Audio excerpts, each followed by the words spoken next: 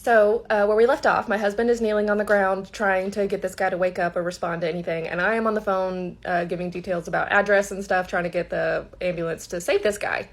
So me, in my panic of, the visual I just saw of this guy on the ground covered in red, I told the paramedics he's covered in blood.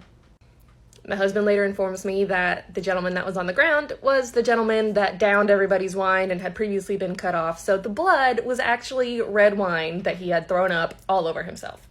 So I was wrong, got a little overwhelmed, made some assumptions, sorry.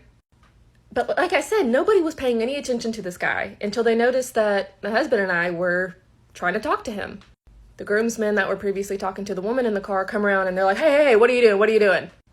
My husband has a cushion under this dude's head and is trying to get him to talk. What's your name, dude? What's your name? He's like, hey, does no one realize that this dude probably has pretty significant alcohol poisoning and his head is cut open from where he fell on the pavement? But no one's helping him? The woman gets out of the driver's seat. She should not have been driving.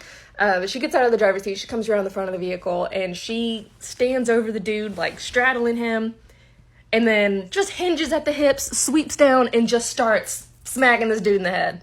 Apparently he does this all the time. So my husband and I just kind of back up, watching this woman unload on all of her previous issues with this man. I think they're married, but it doesn't matter. So she's swatting on this dude, calling him all kinds of names. The groomsmen that were trying to help her come and pull her off. They get her in a vehicle. They take her home. Some of the other groomsmen hang out, and they start going through this dude's pockets. We thought that was really weird, but looking back, we know that it's because the groomsmen had heard that we had called an ambulance, and the guy that was passed out may or may not have had some items on him that may be a little incriminating when he goes to the hospital or is, looked at by paramedics and things. All he had on him was a small concealed weapon, which was removed, and then a little pin for CBD or something. The paramedics finally show up, and they are just not having it. I mean, it's New Year's Eve. They're probably getting all kinds of shitty calls.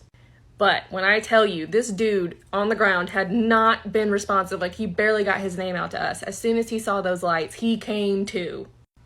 When I tell you, the rest of the wedding guests that were still there, as soon as they saw those lights as well, it was fighting erupting. People were bickering everywhere. It was just man, maybe we shouldn't have put our nose in this.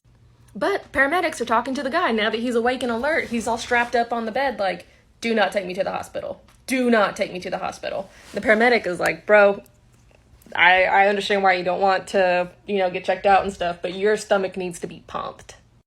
So they carted him away, and all the wedding guests were kind of looking around. I think they're a little salty at us for having to call, officials on them or whatever. But looking back, this was the New Year's Eve right before COVID and everything, so I guess I should have taken that as an omen for how the rest of the year was going to be.